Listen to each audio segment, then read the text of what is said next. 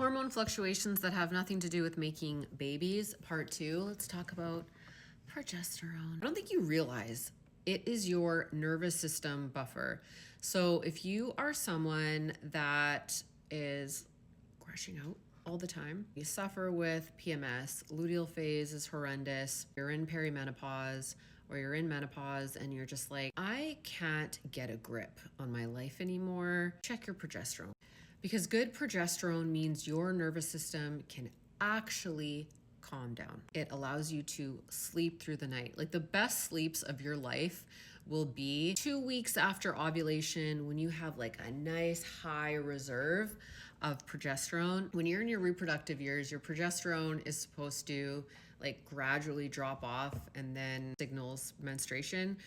Perimenopause, it's like, okay, like I'm feeling good. And then boom, gone, done. Like crash and burn, progesterone, gone. And your brain feels really steady. Like, I don't know how else to explain it, but you feel normal when you have adequate amounts of progesterone. And when you have adequate amounts of progesterone, it means that you had a healthy ovulation.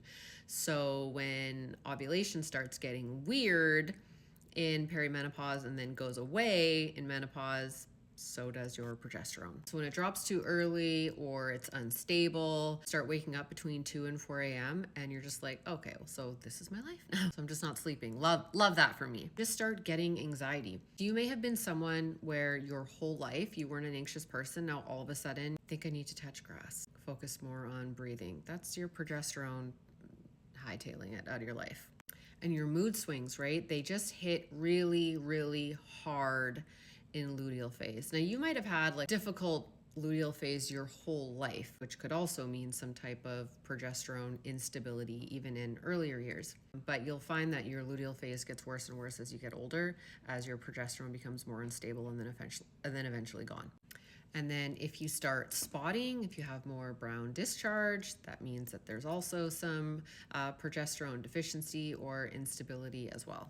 So if you are in early perimenopause, the drop in progesterone, which is going to spike your estrogen, is going to be one of the first big changes that you might experience, where things feel normal and then you hit 35 or later in your 30s, or for some women it's 40 or later in their like mid 40s, things start getting a little bit weird. That usually means ovulation is starting to weaken. And when ovulation starts to weaken, like I said, so does progesterone. So if you are a menstruating woman or early phases of perimenopause, day 20 is a great day to check your progesterone, because that's the only time in your cycle where progesterone stays nice and high.